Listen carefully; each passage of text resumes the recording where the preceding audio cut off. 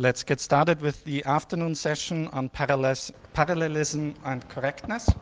For the audience on the streaming channel, this is rooms 1. So if you have questions on Slido, please post them there. And in the breaks, I'll ask questions from there.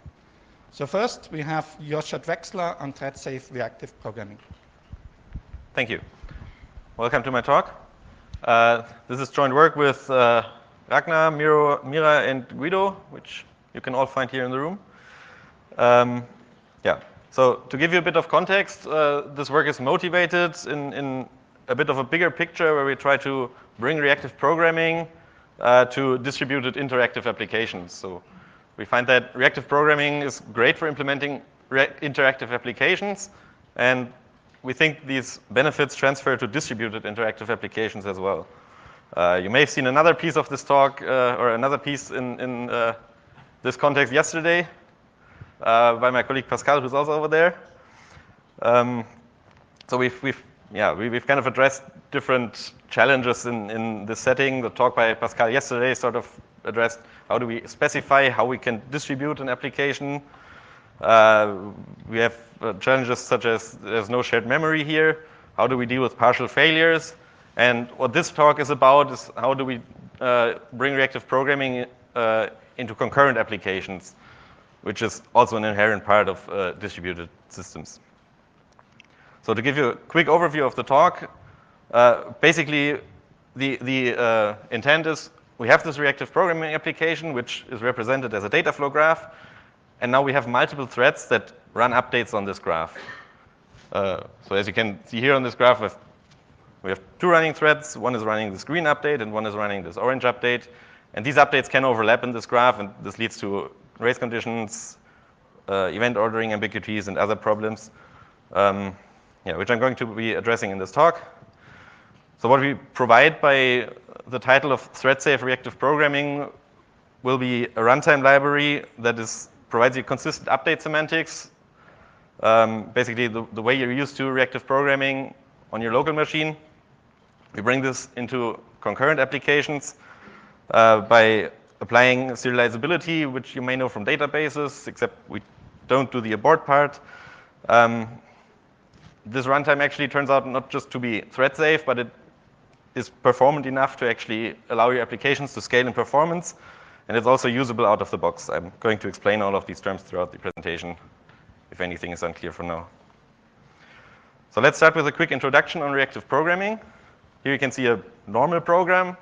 So we say we have two values, base and offset, which are 5 and 0. We can add them. We can print the result.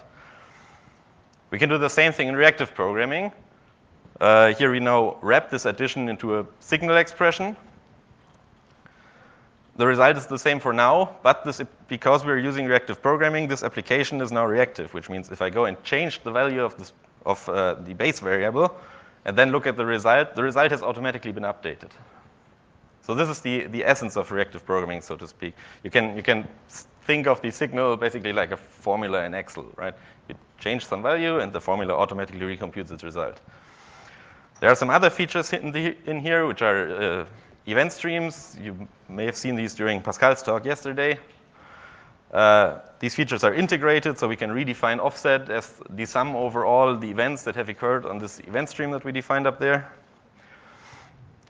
And we also allow you to put side effects into your signal computation. So down here I can say I define a new signal where I compute the result, so to speak, by executing print line on whatever the value of the result variable currently is. And this all connects together. So if I say I fire -4 on my event stream, this gets added into the offset value, which recomputes the result, which re-executes the print line. So your program now reacts automatically and prints 6 on the screen. And I can repeat that. Now, to explain what multi-threading has in terms of implications for this programming model, we need to go a bit more into the details. So I'm going to give you an overview of how this reactive system actually looks like with all its components and all of the actions that happen inside or between these components. So we start with the plain old imperative world, which you can basically think of as your normal program thread to your normal imperative program thread. With reactive programming, you can now, in addition, define the signal and event computations like you've seen on the previous slide, which can contain side effects and use each other's values. The reactive library in the backend now constructs a dependency graph from these computations. So you can see here, I use triangles for these input variables, where you can manually set a value, and these circles are then derived values that compute transformations or combinations of other values. Now, I've already shown you this .now interaction, where we can read the value of a signal. Something else we can do is throw inputs into the signal. So we change one of these input variables. And what the system then does is this change begins to propagate. So say I changed A, this change propagates to B, which then re-executes the signal function that was defined. This, in turn, reads the value of other signals in the graph and then returns its result. Now, what I haven't shown in the slide before is, in the introduction, I've mentioned consistent update semantics. So what this means is this update doesn't just execute in any way, but it executes in a certain way that provides you a temporal consistency, which we refer to as glitch freedom. The basic idea here is, if this change of A were to propagate to D now, D isn't actually allowed to update yet. The change of A also affects whatever is the value of the C node here, as you can see from looking at the graph. So if we were to recompute D now, we would combine a new value of A with an old value of C. And glitch freedom prevents these temporal inconsistencies. So in order to achieve that, we need to add one more component to the system, which, right. So D has to wait for C before it can recompute. So in order to achieve this execution the way we want it, we have to introduce one more component, which is the propagation algorithm. So if the imperative thread makes an input change, this isn't actually applied to the graph directly, but this is given to this propagation algorithm, who then computes an order in which these recomputations can be executed so that these glitches do not occur. Basically, it says we have to recompute C, and only then we're allowed to recompute D. Now, another thing I didn't show you yet is that this dependency graph is actually dynamic. So say, while recomputing D, the signal contains an if expression, where the condition now changes, and in the other branch of the if condition, it now actually accesses a different signal than before. The runtime has to react to that by, in the background, updating correspondingly the edges of this dependency graph. Which means, while I'm running my normal updates through this graph, the structure of the graph actually changes. And now this is the whole picture of reactive programming, of a reactive programming applications. All of the components that kind of interact and all of the ways they do interact. Now let's see what happens if we put multi-threading into the mix here. Multi-threading basically means, instead of one imperative environment, we now have multiple threads. These can now concurrently execute reads, so two threads can look at different or the same signal.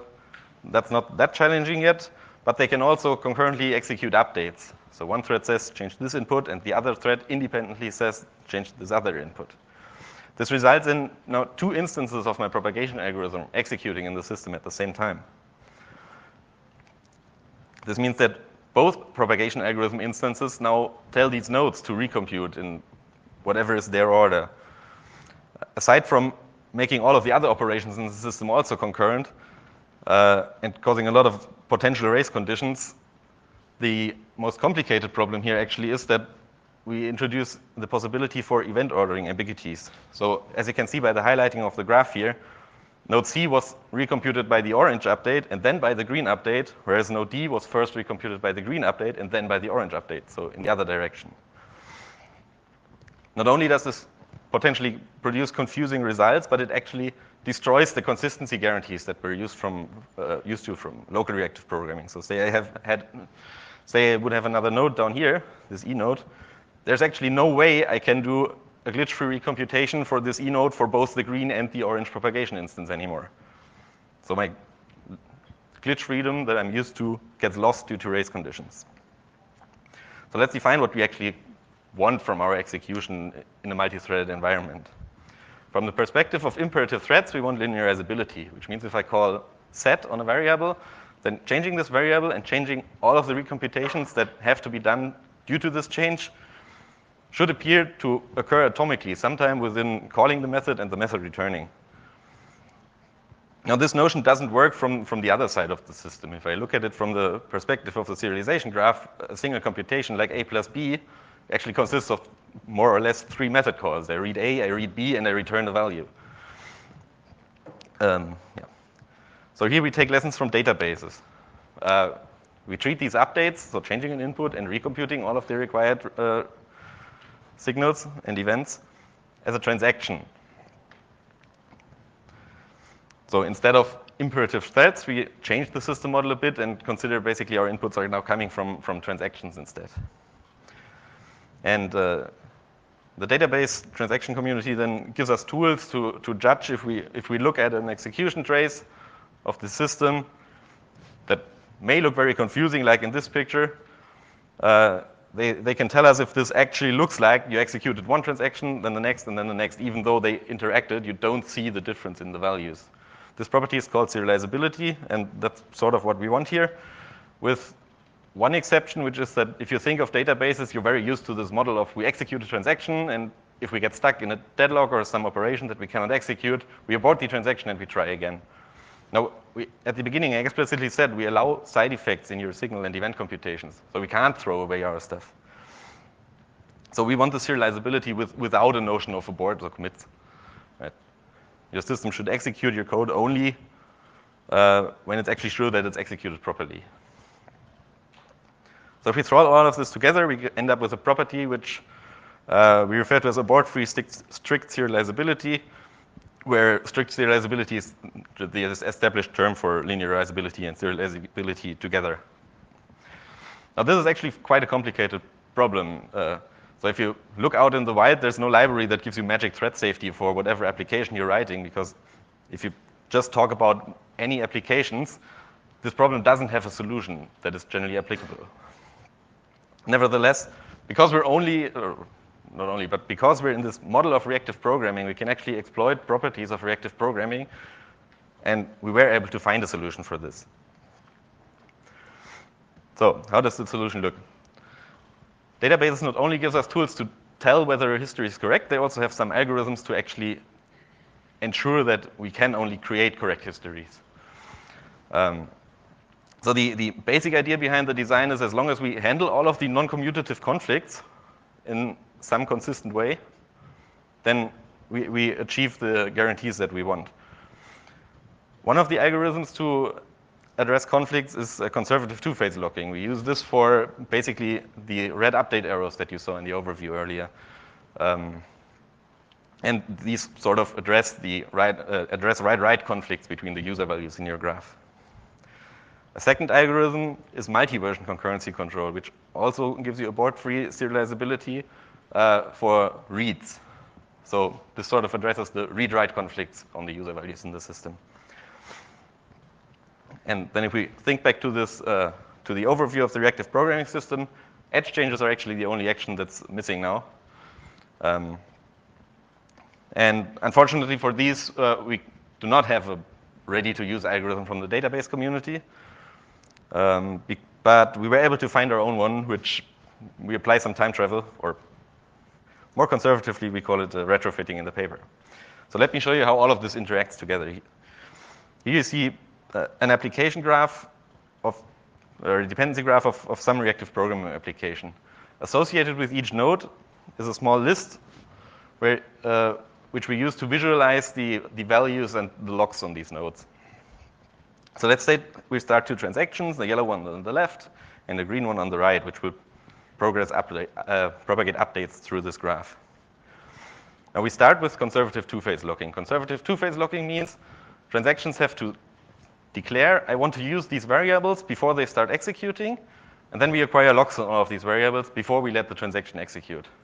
This gives us abort freedom because we can figure out the locks before we actually execute any code, so we don't have to abort while executing the code. Normally, this is a bit annoying to use because the transaction has to know what it's going to use and has to tell in advance. But with reactive programming, we can actually get around this because we can look at this graph, right? So we can say, just by traversing this graph, we can reach all of the nodes that we're going to write on. So if the user says, I want to change this input, we can infer the set of all the writes that we need to log from the graph. So let's say we start by the yellow transaction here acquiring some logs by following the graph. We use these empty circles to show logs. Let's next continue the conservative two-phase locking for the green transaction up to where it actually reaches this E node up here. Now what you see here is that both transactions actually want a lock on the same node. And this is where I tell you these aren't actually locks, these are placeholders. So these boxes are a list of values and a list of sort of planned values. We want to recompute this node here at some point. So the system now records this order. Yellow goes before green, which means if we go to some other node where the green transaction comes first and the yellow transaction comes late, we can actually still put these placeholders there in the right order. Now let's start propagating. Propagating means we recompute the node and we actually now fill these placeholders with concrete values, which we visualize by filling the circles. Yellow propagates normally up to here. We still have the regular glitch freedom. This runs inside of the this runs inside of the algorithm. Let's propagate green for a bit. Say green gets to E. Now we have a new wait condition. In addition to these glitch freedom waits, we now have serializability waits. Because we said the yellow transaction should execute before the green one. So green has to wait here. Only yellow can continue. Let's say yellow goes to H. And now let's show you how this dynamic dependency changes work. So suppose H, by recomputing in the yellow transaction, now decides, oh, I need to use the value of I. Let's look at this a bit closer. So green was the last transaction to write here, which we ordered after yellow. Because of multi-version concurrency, this isn't a problem. Yellow can still use the value, or we can still return the value of the blue transaction for yellow. So yellow can still execute a correct read here. Yellow also has to write this additional edge, though. Green executed over the graph by basically reading from the blue transaction, there is one outgoing edge. Now yellow inserts this write, which says there's a second edge. But this doesn't change what green has done before, right? So as you can see by this small arrow down there, the green transaction actually kind of ignored yellow's write. In order to have a correct history, we need to change the system state so that it looks like the green transaction executed actually based on the yellow value. And again, because of properties of reactive programming, we can actually fix this. So we have these serializability wait conditions here, which sort of say, because yellow isn't done, everything that's after yellow can only be a plan, but not executed. So yellow can look on I and see there's a green transaction after me that missed the edge I'm currently inserting. I just create a placeholder for the green transaction here in this region or in this plan that's kind of guarded by my own uncompleted version. This isn't all that's needed, though. Green would have gone over the whole graph. But if we, again, from reactive programming, if we look at these glitch-free wait conditions and then combine these with the serializability wait conditions, we actually see that we have the same kind of protection on all of the nodes that are reachable from H. So we can rewrite the plan everywhere, and we actually end up with the correct system state. So from here, we can now execute normally. Yellow can complete H, which resolves the glitch freedom condition for G. Yellow can continue. We do some garbage collection. Now you can see green on E, where there was the serializability wait earlier. There's now a glitch-free wait. So even though we rewrote the history in this quite weird way, we really preserved the semantics of single-threaded execution in this concurrent setting. So green has to first go to H, and then go through the rest of the system. And in the end, we end up with the execution as we planned. It looks like the yellow executed first, and then the green. Now, to give you a quick overview of the evaluation we did, we looked at a few different topologies to see how we can actually, or if we can parallelize these, because as you've seen in the animation, the synchronization is very fine-grained. We actually coordinate threads on the basis of individual nodes. And it turns out we can. It actually parallelizes fairly well. We've done some comparisons against, for instance, software transactional memory. Turns out this works in some cases, but in some it doesn't. But overall, we found that the topology, whether or not you use dynamic edges or whether or not these dynamic edges changes actually have conflicts with other stuff, doesn't really impact the scalability of our scheduler. We only found we get some problems if we have a lot of threads that try to access nodes with very few computations at the same time. So lastly, we have, I said out of the box earlier. This is based on this concept of implicit transactions that we have. So for instance, these .now reads, the system automatically turns these into transactions. You don't have to do anything for that. The set calls as well, and even instantiating new signals by using dynamic reconfiguration of the dependency graph is implicitly executed as a transaction. So if you look at your program, basically your whole program turns into a lot of transactions, but you don't need to change the code for that, right? So if this was your single-threaded reactive program, this is still your reactive program, even in a multi-threaded environment. So to summarize, we have thread safety out of the box. In the sense, we're syntactically transparent. You don't need to change your code. We're semantically transparent. Your stuff executes as if it was a single-threaded application. You don't notice a difference. There's no aborts. This is generic. It works for any RP application, regardless of the graph shape, regardless of the graph size. And it's not only correct, it's even performant in the sense that it can give you more performance for your application if you have computations that can be parallelized. Thank you. Thank you, Joscha.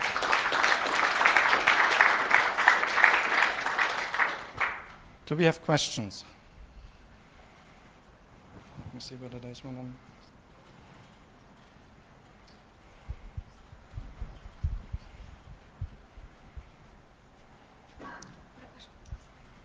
Hi. Maybe one question. I'm not sure it's totally relevant, but you will let me know. Do you support exception in this system? We have a different piece of work. Let me throw my backup slide of other papers.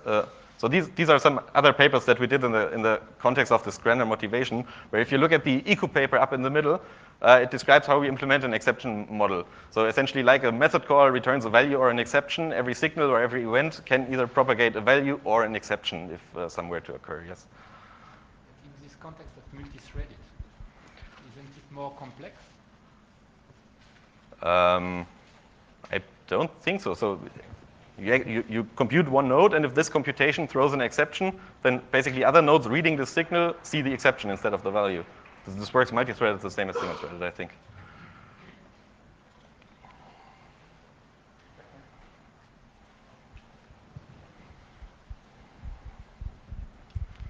So maybe I missed this part. What kinds of program did you use to evaluate it?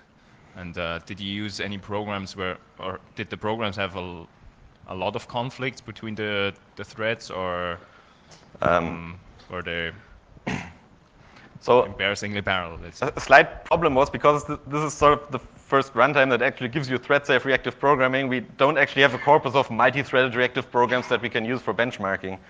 So I earlier showed these ones, these artificial topologies. We kind of try to, so we try to kind of build these in a way that you can kind of see that whatever features you have in the topology, they don't hurt the scalability. We also took one application that we had in our example corpus where we did some changes so that it becomes multi-threaded to a degree, not entirely, but to a degree, and then put our scheduler under it. There we could see we didn't need to change the syntax then to put the scheduler in. It just ran safely multi-threaded. And there we can also see some performance increases. The graph isn't on the slides, but you can find it in the paper. Yeah. Okay, with that, let's thank Joshua again.